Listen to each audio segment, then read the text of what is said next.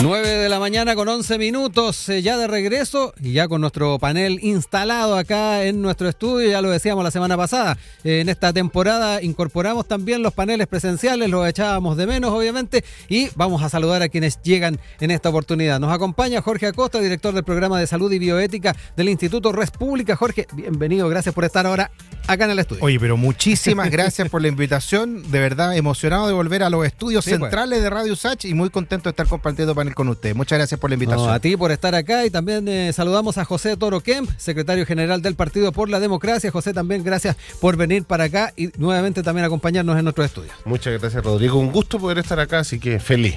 Bueno, tenemos hartos temas que abordar de los propuestos para el panel del día de hoy, pero además tenemos nuestro tema del día que queremos también incorporarlo junto a nuestra audiencia. Estamos hablando de la dieta de los expresidentes, que salió nuevamente a la palestra a propósito de unos planteamientos que hizo el presidente el día de ayer. Él decía que los expresidentes en general son instituciones que vale la pena cuidar, independiente del caso de mi persona, que no voy a entrar en defensas de privilegios en ningún caso, tiene que tener un resguardo para poder seguir cumpliendo la función que históricamente han cumplido, que es aportar al debate nacional sin estar vinculados a un interés privado particular. Esto ya lo decíamos también en la introducción, va muy de la mano con lo que ha sido la discusión sobre la moción que presentó el diputado Carlos Bianchi de poner una edad desde la cual se puede acceder a esta dieta, 65 años, y por eso digo, muchos decían esta moción tiene nombre y apellido tal vez. Quiero entrar en este tema junto a ustedes, si efectivamente piensan que es importante reformar la dieta de expresidentes, mantenerla tal vez. Hay otros que dicen que no debería existir, y bueno, si es que es solo reforma, ¿qué cambios harían? Parto contigo, Jorge. Mire, es un debate interesante, porque recordemos cómo partió esta situación. Una de las grandes dudas que había después de que el presidente Patricio Aylwin terminara su mandato era, bueno, ¿qué va a pasar con la figura del presidente? Era un presidente que no iba a durar los 6 años que está desde el punto de vista constitucional planificado, iban a ser solo 4 años, no podía ir a la reelección. Después, ¿cómo lo ibas a tener quizás en una segunda o tercera categoría? Por lo tanto, era importante que hubiera una dieta para el presidente, y yo creo que en ese momento se actuó de manera correcta. La duda surgió incluso después cuando tú tenías un presidente que se podía reelegir, ¿cierto? Acuérdate tú, Bachelet 2, Piñera 2, va a tener una dieta, va a tener 2, ahí hubo cierta dificultades y preguntas, y también frente al caso particular del expresidente Sebastián Piñera, ¿cierto? Porque uno podría decir, ¿por qué le vamos a entregar dieta a un presidente que sabemos que no tiene problemas de flujo, digamos? O sea, era una persona que tenía los recursos para poder vivir sin ningún problema. Entonces, ahí empezaron a surgir situaciones. Y frente al caso del presidente Boric, hay algunos que también, con razón, se hacen la duda y dicen, mira, tú tienes una persona que nunca trabajó en el mundo privado, que partió siendo diputado, que ni siquiera terminó su carrera, porque no es, digamos, titular, ¿cierto?, del título de abogado, sino que solamente egresado de Derecho, no dio el examen de grado, que fue parlamentario en 2 ocasiones, que va a ser presidente y que después va a tener un sueldo entregado por el Estado, por todos los chilenos, durante toda su vida hasta que fallezca. Por lo tanto, a mí me parece que todos esos antecedentes hacen necesario evaluar la situación. Ahora, con respecto a la situación particular del presidente Boric, yo, igual que con las situaciones anteriores, creo que no corresponde hacer una legislación con nombre y apellido, sino que ver qué es lo más adecuado, qué es lo más criterioso. Y en ese sentido, también aprendería de las cosas negativas que hemos visto. Por ejemplo, no solamente del sueldo, también se le entrega una remuneración para que hagan una oficina. Muchos han considerado gastos operacionales. Que esos gastos operacionales para hacer fundaciones terminan siendo las que organizan, por ejemplo, campañas presidenciales. Es lo que sucedía, por ejemplo, con la fundación de la presidenta Bachelet o con Avanza Chile, el presidente Piñera. Por lo tanto, hay una serie de cosas que yo creo que constituyen una oportunidad para hacer una institución más robusta, que le haga sentido a los chilenos y que sea lo más austera posible. Yo creo que tiene que haber un aporte, considerando la dignidad del cargo, pero no sé si tiene que haber un sueldo que, digamos, no incentive a que él pueda seguir utilizando, ¿cierto?, su vida laboral. Piensen ustedes lo que hizo Bachelet. Bachelet después también se fue como funcionaria internacional. Es decir, hay tantas oportunidades, digamos, de desarrollo que tienen un expresidente, sobre todo cuando tener 60 años de vida después de salir del cargo, que yo creo que hacen que sea necesario pensar de nuevo esta institución y no cómo fue creada originalmente. Sí. José, en tu caso, ¿cómo observas la figura? Ahí nos traía a colación Jorge varios antecedentes también de las discusiones que se han dado en otras oportunidades respecto a esta figura de la dieta, pero no sé también cómo lo observas tú a propósito de todo lo que se ha estado conversando últimamente. Mira, yo creo que las instituciones de la República uno las tiene que cuidar, y la institución presidencial es una institución que uno tiene que cuidar, independiente de quién sea la persona que la ejerza en este minuto. Y desde ahí que pensar en cómo los presidentes de la República o los expresidentes, una vez que terminen su mandato, van a estar y van a tener la tranquilidad de dedicarse a las diferentes cosas en que la política y el Estado y la República los requiere, también es una necesidad. Porque uno dice, mira, bueno, cuando la dieta presidencial incluye todo el gasto de traslado y asesores, también está incluido ahí el rol de la seguridad que tienen que tener, ¿no? Los gastos de traslado de la seguridad cuando el presidente o un expresidente recorre el país o va desde su lugar de residencia a otro, también están incluidos en esos las espacios, escoltas, ¿no? ¿no? Las escoltas, los vehículos y todo. Y por lo tanto, creo que eso también es fundamental, ¿no? Uno puede decir, bueno, uno podrá considerar si Chile es más o menos un país seguro para ejercer o no ejercer la política, pero un mínimo de dignidad del cargo presidencial tiene que ver con tener una seguridad adecuada, porque también nos pone en ese contexto en el plano internacional, ¿no?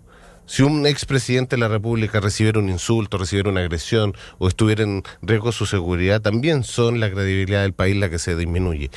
Yo creo en especial que este tipo de discusiones y situaciones no contribuyen mucho a la estabilidad republicana.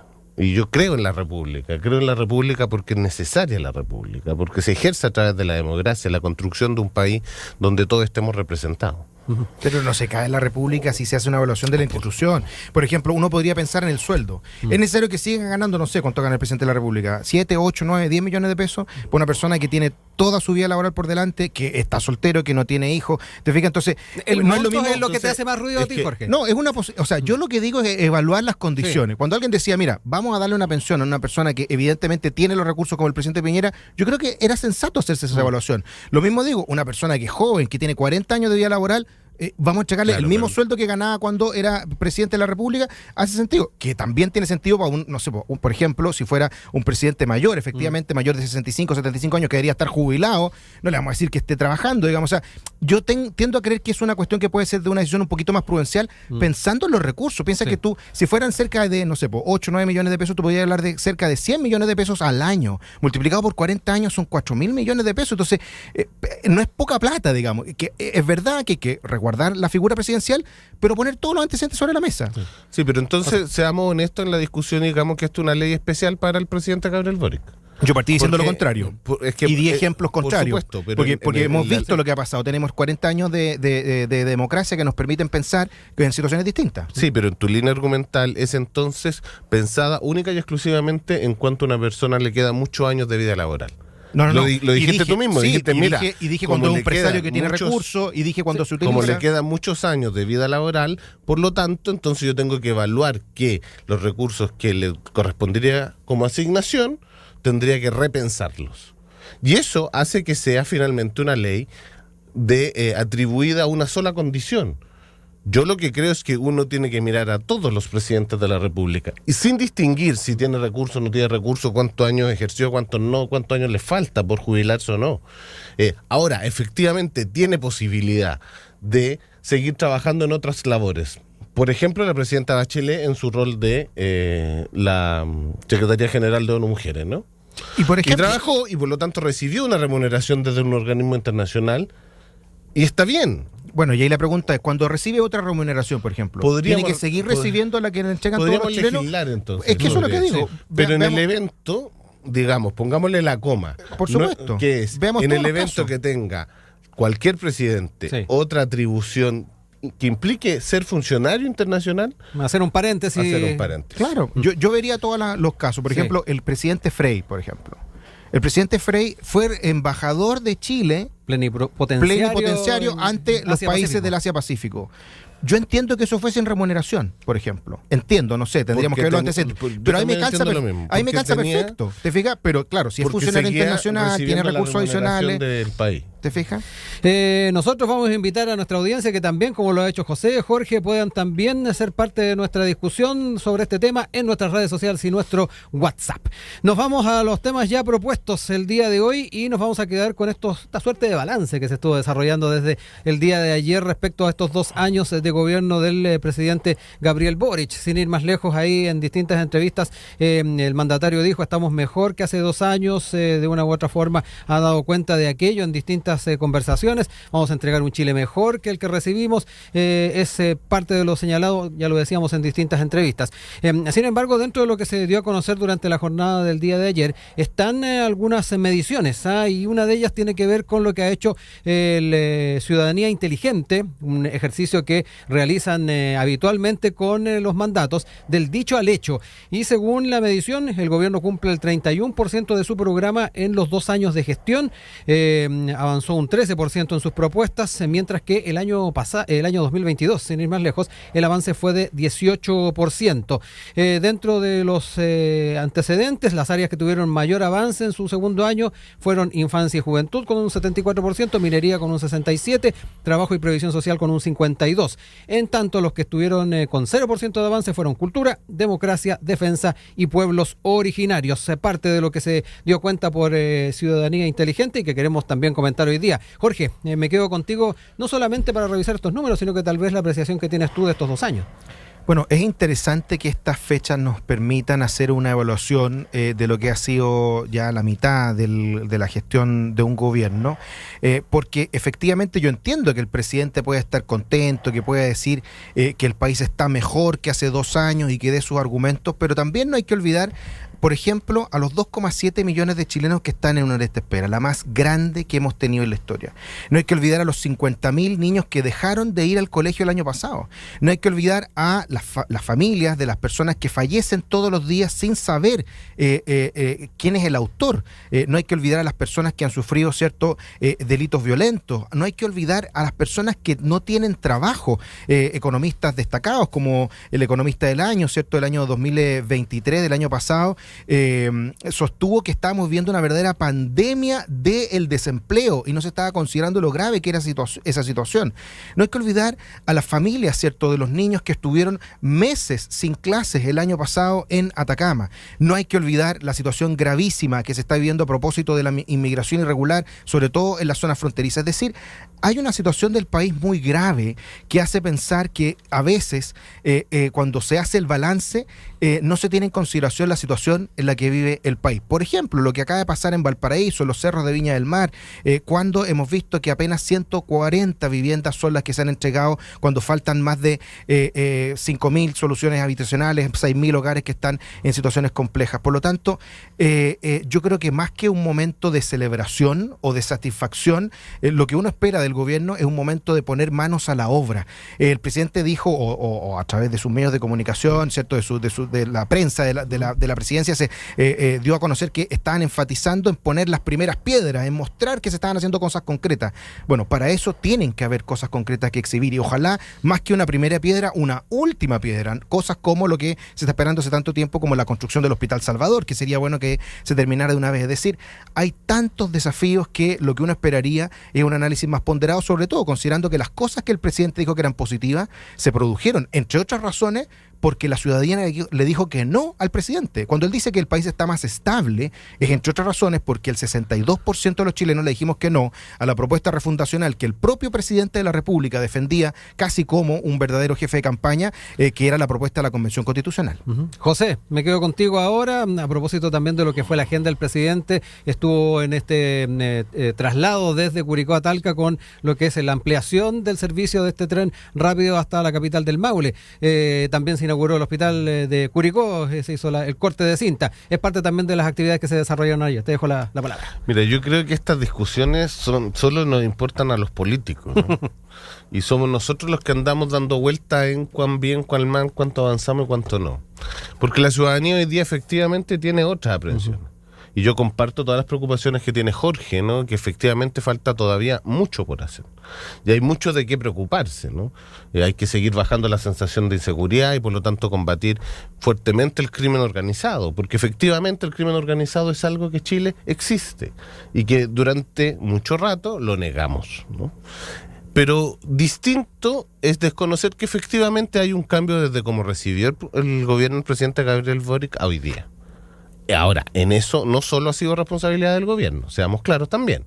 También hay contribución de la oposición que ha permitido sacar adelante las leyes que se han podido sacar adelante, que ha permitido estabilizar el país también, ¿no? Porque finalmente, ante los desafíos de envergadura que tiene un país como el nuestro, lo que requiere sobre todo, es unidad de todas las fuerzas políticas, gobierno y oposición. Y por lo tanto, hoy día además tenemos una gran preocupación, como lo es la reforma de pensiones, que también necesitamos un gran acuerdo nacional para sacar adelante y para poder mejorar hoy día las pensiones. Y eso es finalmente avanzar. Así que yo espero, entendiendo que hay una estabilización, que todavía no queda mucho pendiente, sin duda, pero también espero que podamos seguir avanzando, sobre todo en pensiones, y para eso se requiere que la oposición hoy día tenga la capacidad de acordar, de sentarse a conversar y que este año por fin cerremos una discusión que lleva más de 15 años. Jorge, importante varios temas que aludía recién José. Nos hicimos los sordos en muchas cosas en periodos anteriores que de una u otra forma nos explotaron en la cara ahora. Me pongo a pensar, por ejemplo, en los temas de seguridad. Y lo otro que muchas veces sale a colación, ¿qué grado de apertura se tiene a la hora de discutir los grandes temas a nivel parlamentario? Eso también se ha hablado bastante. Muchos dicen que tenemos uno de los peores parlamentos que hemos tenido en la historia actualmente. El presidente de la República sostuvo que uno de los avances de su gobierno era que teníamos más estabilidad. Pero ¿qué era lo que nos proponía el Frente Amplio? No olvidemos la frase de Sebastián de Polo, esta histórica frase que está ahí titular en el Mercurio: vamos a meterle un poco de inestabilidad al país para realizar las transformaciones que queremos. Ese era el discurso. Y si la situación cambió, y hoy día el presidente puede decir que tenemos un país más estable políticamente, que podemos tener una inflación que disminuyó, es porque justamente las políticas y la forma de hacer política que promovió el Frente Amplio principalmente, junto con el Partido Comunista y lamentablemente con el silencio cómplice del socialismo democrático, hizo cierto que la situación cambiara. Piensen ustedes, el presidente decía, qué bueno que bajó la inflación. ¿Por qué bajó la inflación? Bajó, entre otras razones, porque se pudo mitigar el daño gravísimo que se produjo de los retiros. ¿Y quién eran los guaripolas de los retiros? Bueno, partidos como el Frente Amplio. No olvidemos a Camila Vallejo bailando con Carlos Cariola aprobando los retiros y poniéndolo en TikTok. Y gracias a esa política tuvimos tantas familias que sufrieron con inflación de 2 dígitos durante tanto tiempo. El tema de la forma en que se hacía oposición. La oposición que hizo Gabriel Boric y el Frente Amplio, junto con el Partido Comunista y el Socialismo Democrático, fue una posición no desleal con el presidente Piñera, sino que fue una posición desleal con la República, con la democracia, que lo llevó 2 veces a acusarlo constitucionalmente, a decirle en su cara que lo iban a perseguir en todos los foros internacionales porque era un violador de derechos humanos. Y hoy día tenemos un presidente Boric que dice que Piñera era un demócrata desde la primera hora. Entonces, si cambió, entre otras razones, fue porque la oposición actual no es una oposición desleal. Y por último, el tema, cierto, de las cosas que hay que avanzar y que no se puede, y que sin duda son un grandes desafíos hacia adelante. Por supuesto que tenemos grandes desafíos hacia adelante. Pero el presidente tiene que explicarle a la ciudadanía por qué, por ejemplo, en el tema de pensiones, está dispuesto no a escuchar a la gran mayoría de los chilenos que quieren, el 80-90%, que el fruto de su trabajo vaya, cierto, a su propia cuenta, la capitalización individual, y por qué no quiere hacer lo que hacen todos los países, incluso socialdemócratas del mundo, que es a través de impuestos aportar a quienes tienen menos, como se ha hecho con la PGU. Ese es el meollo del asunto y sería interesante que el presidente se lo dijera a la ciudadanía. ¿Sí, José? Bueno, aquí hay 3 puntos fundamentales. Yo voy a separar lo que es el Frente Amplio y el Socialismo Democrático, porque a pesar de que Jorge nos trata de mezclar, hay cosas que tenemos diferencias. Juntos pero no revueltos.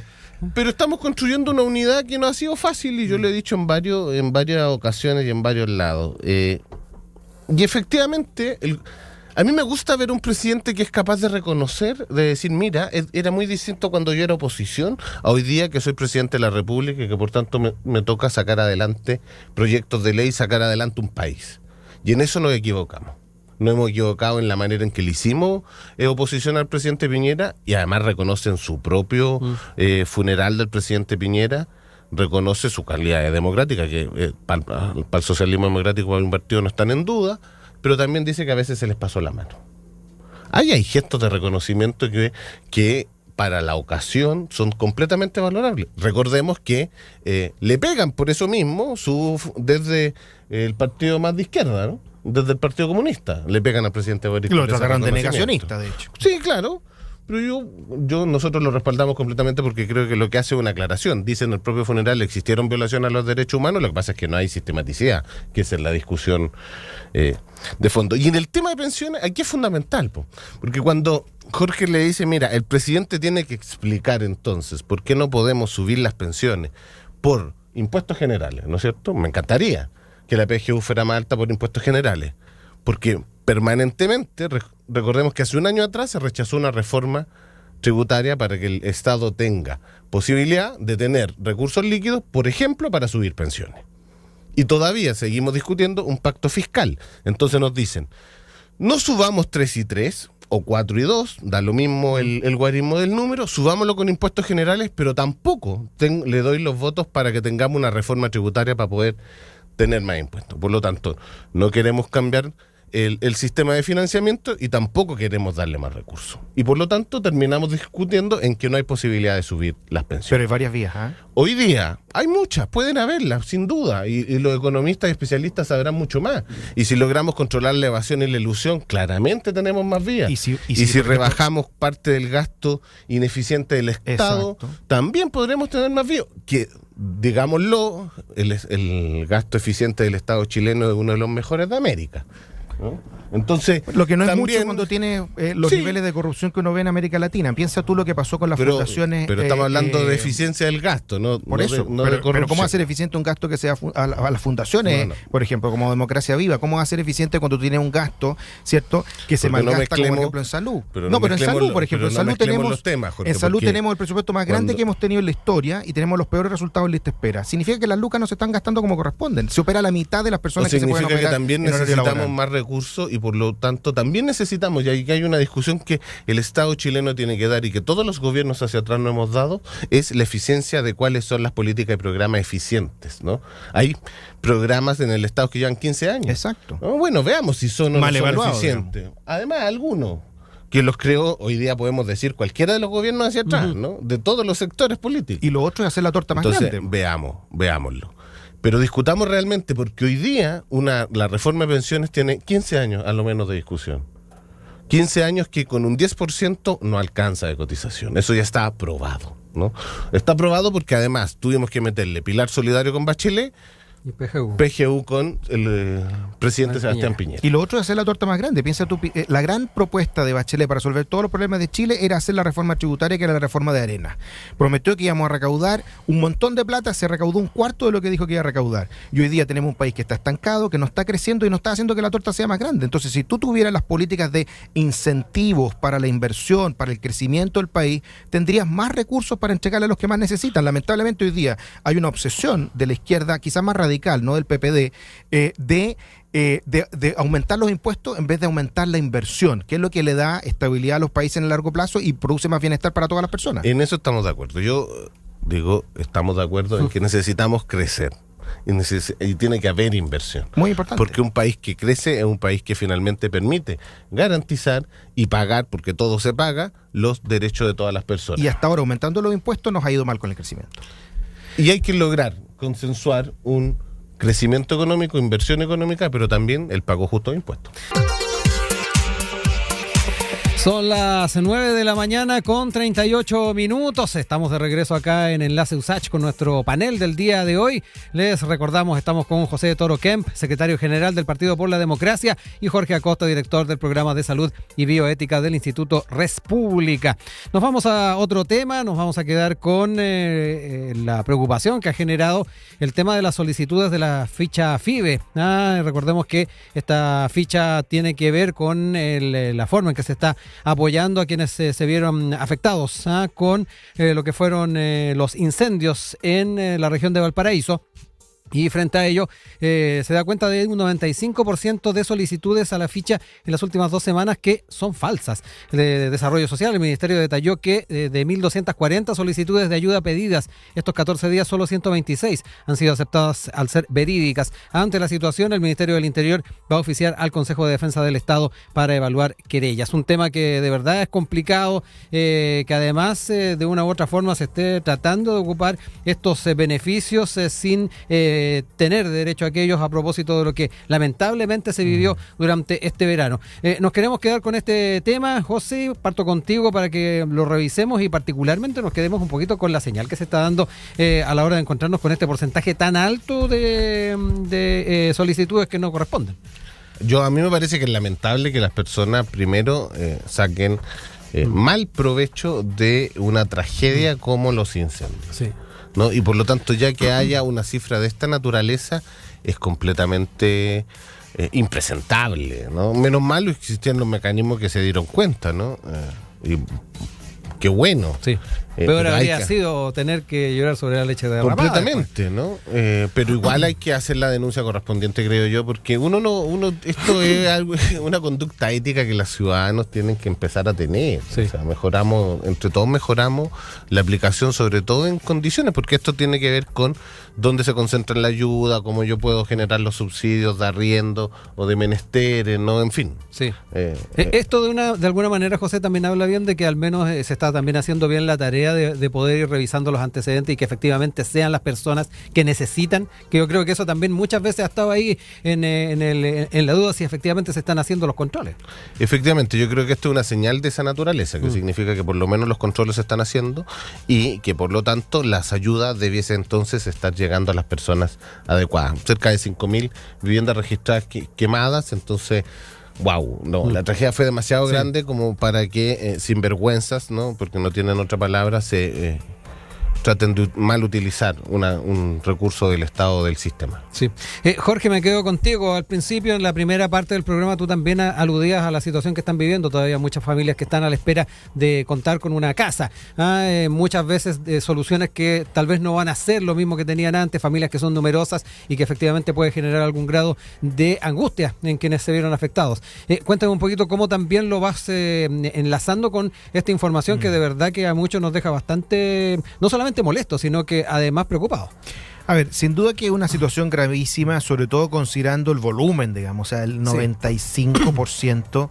Uno piensa que, bueno, quizás es importante que tenga un poquito el detalle, qué es lo que cómo se falseó, digamos, o sea, cómo puede ser tanto como el 95%. Importante saber un poquito más, hacerle un doble clic a esa noticia.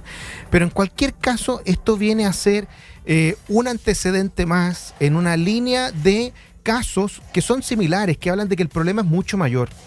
Por ejemplo, ¿recuerda tú cuando se detectaron decenas o cientos de miles de personas que habían solicitado, por ejemplo, los seguros de cesantía en medio de la pandemia, ¿cierto? Que se entregaron especialmente por el Estado y muchos de ellos incluso eran funcionarios públicos, ¿te acuerdas? Y tenían ingresos, habían dicho que no los tenían porque era por autorreporte y cuando se hicieron los cruces se dieron cuenta que en realidad había decenas de miles de funcionarios públicos que habían pedido un seguro de cesantía que no lo requerían porque seguían recibiendo su sueldo. Piensa tú en la cantidad de personas que no pagan el Transantiago, una cosa tan sencilla como esa.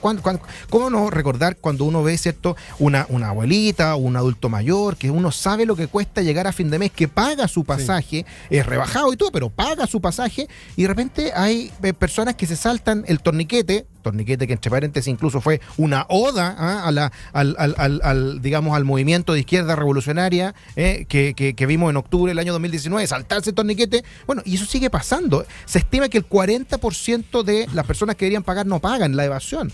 Suma tú las licencias médicas fraudulentas, te lo digo como médico, me toca ver que de repente llegan personas que me dicen, doctor, necesito una licencia. ¿Y por qué no? Porque tengo que faltar al trabajo y no hay ninguna justificación médica. El 50% de todos los aportes que hacen los pacientes de FONASA con su descuento del 7%, el 50% de todas esas lucas de los 16 millones de chilenos que están en FONASA se pagan licencias médicas y muchas de ellas fraudulentas. En ISAPRE también otro tanto. ¿Esto nos llama a tener más controles entonces, Jorge? Nos llama a tener más controles, pero quizás hacernos la pregunta de que hay un problema de fondo que no estamos viendo. ¿Cultural?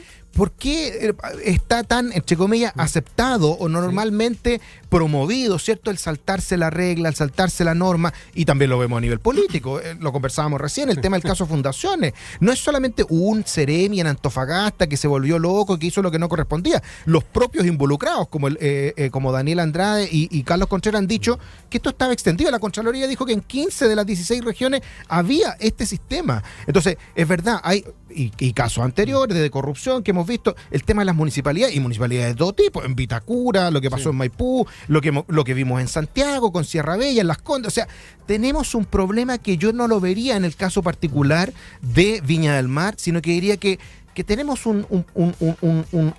digamos, yo diría, un problema de otra categoría que tenemos que hacernos cargo a nivel de la formación familiar, a nivel de la forma en que se hace política, a nivel de los estándares que se ponen de revisión, que son muy importantes, porque me parece que no es un caso aislado, es demasiado grave esta situación para considerar que es un caso aislado. Sí.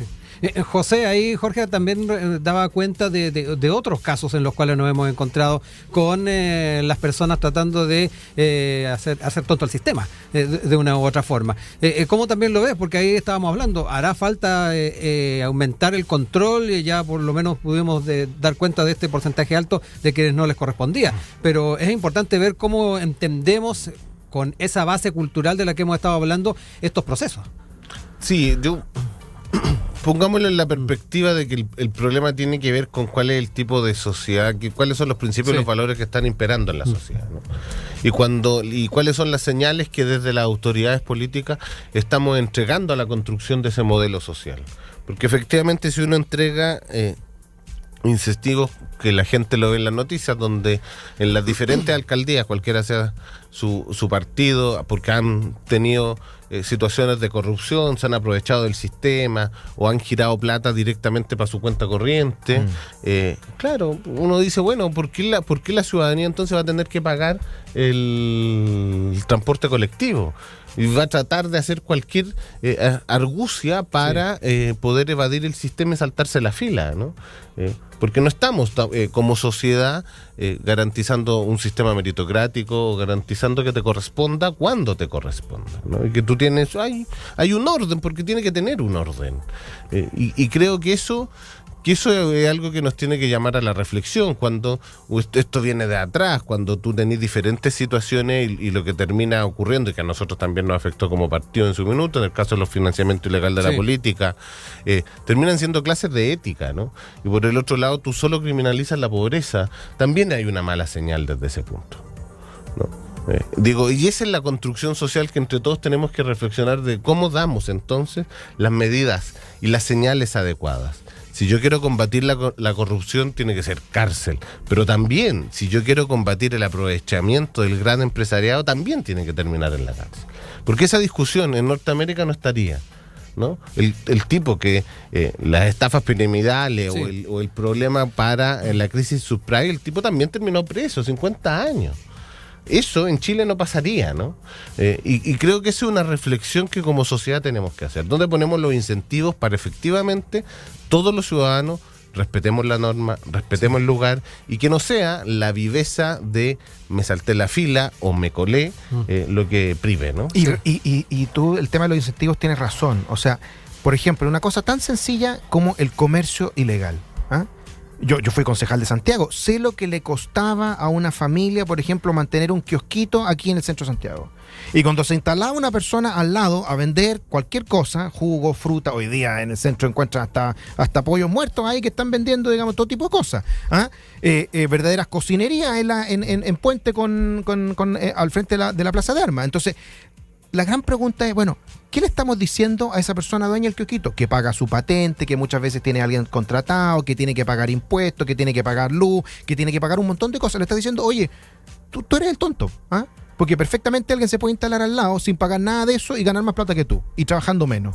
¿Te fijas? Entonces, es súper importante el tema de los incentivos, los mecanismos de control, pero también darnos cuenta de que quizás hay una crisis un poco más fuerte, más profunda, que es importante abordar, sobre todo cuando hay discusiones que uno no tiene todos los días en los paneles de radio, digamos, y los políticos menos, digamos, pero que hablan, digamos, de la formación más profunda, digamos, de la formación cultural, de la formación familiar, que son muy relevantes a la hora de enfrentar estas situaciones y de cómo ponemos los incentivos correctos para que aquellos que sí se esfuerzan, porque el tema de la pobreza, o sea, las personas que son pobres y que sacan adelante su familia se sacan la mugre durante toda la vida, y claro, y cuando ven que hay situaciones injustas, que hay otros que se hacen los vivos, digamos, se sienten absolutamente victimizadas por esa situación. Entonces es importante el tema de los incentivos. Ahí, y ya casi para ir cerrando, nos quedan 10 minutitos para seguir conversando.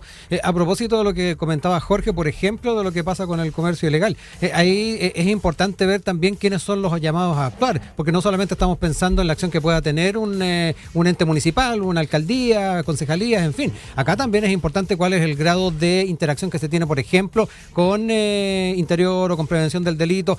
Ahí me da la impresión de que todavía falta afinar un poco más la relación entre las distintas instancias de carácter territorial y nacional. Yo creo que nos falta una mayor coordinación, no obstante existe, porque hay algo que efectivamente, el problema del comercio ilegal no solo el que además Jorge dice, que tiene que ver con el incentivo perverso para quien se formaliza, paga su impuesto, paga su patente, ¿no? Sino también con todos los costos secundarios de crimen organizado, de mafia y de situaciones de inseguridad, ¿no? Sí. O sea, finalmente hay una red delictual a través del comercio ilegal. Sí. Y eso está ya comprobado, donde hay... Que se arriendan espacios, en fin.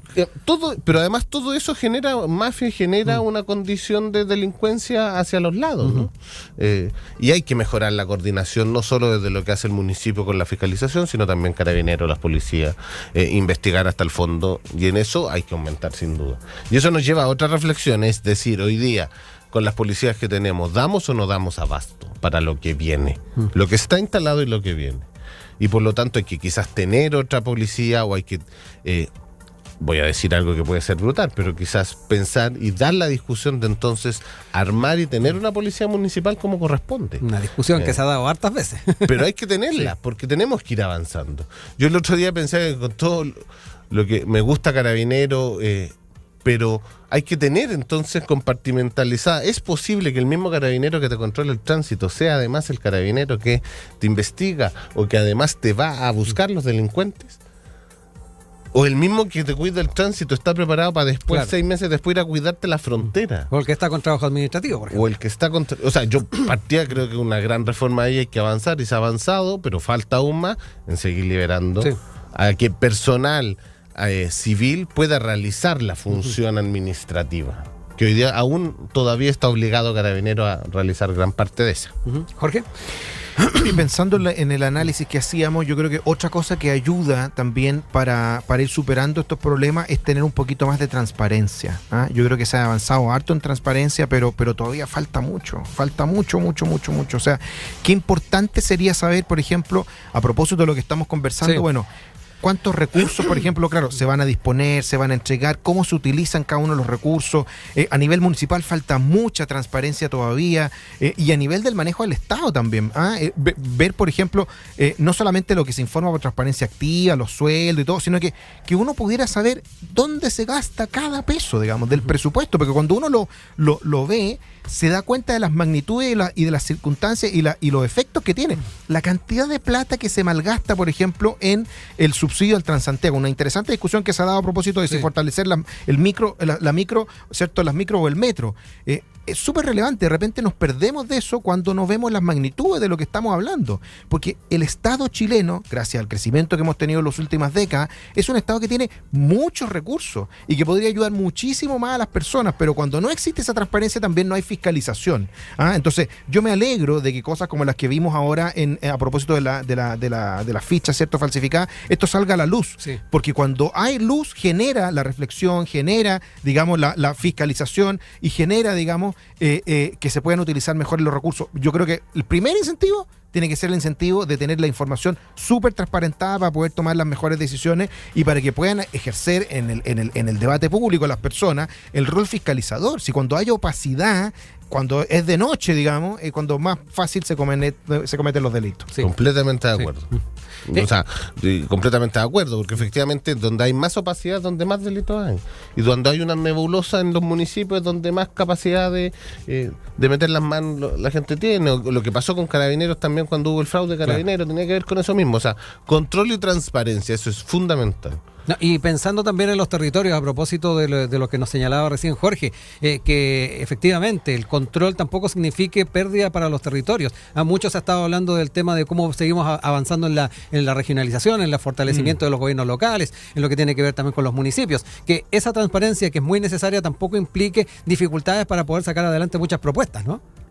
Por eso pasa por traspasar competencias reales con personal que permita realizar ese control también, ¿no? O sea, parte del problema que la Contraloría constata en estas 15 regiones es que los gobiernos regionales no tenían el personal capacitado para realizar el control como debiesen haberlo hecho, ¿no? Porque antes estaba todo supeditado al modelo centralizado que teníamos, ¿no? No, pero no solo eso, sino que también darse cuenta de que cómo se están utilizando los recursos. O sea, cuando tú dices, teníamos recursos suficientes como para pagar miles de millones de pesos para que una fundación le enseñara a las personas a pintar. O sea, de eso es lo que estábamos hablando, de que en eso íbamos a gastar los recursos. Entonces cuando me dicen, no, el Estado necesita más recursos, uno se pregunta, bueno, los que ya tenemos, que es una enorme... Mira tú la cantidad de vacunas que se perdieron. Se calculaba que eran en torno a 35.000 millones de pesos que se botaron a la basura en vacunas, que se perdieron, que nunca se utilizaron. Entonces, uno de repente se pregunta, bueno, si hubiera efectivamente, por eso el rol de la prensa es tan importante, si hubiera más información, si hubiera más transparencia, si las personas tuvieran súper claro, así como uno sabe cuánta plata tiene en la billetera, cuánto le queda en la cuenta en el banco, uno sabe cuánto le falta para llegar a fin de mes y cuenta los días. Sí. Bueno, eso mismo deberíamos tener en consideración con los números para darnos cuenta que esas decisiones son súper importantes y que también las autoridades que uno elija son importantes y que también den cuenta que es lo que va a pasar ahora con las elecciones de gobernadores regionales. Sí. Bueno, ¿de qué sirvió tener gobernadores regionales? ¿Cuánto se avanzó? Hay cosas positivas y cosas negativas. Va a ser un buen barómetro. Va a ser interesante. José Toro Kemp, secretario general del PPD, Jorge Acosta, director del programa de salud y bioética del Instituto Res Pública, nos acompañaron acá en el estudio en Enlace USACH. Un abrazo, gracias por estar con nosotros y ya estaremos nuevamente acá conversando de los temas de actualidad. Que estén muy bien. Nos vemos, chao. Nos vemos. Chao.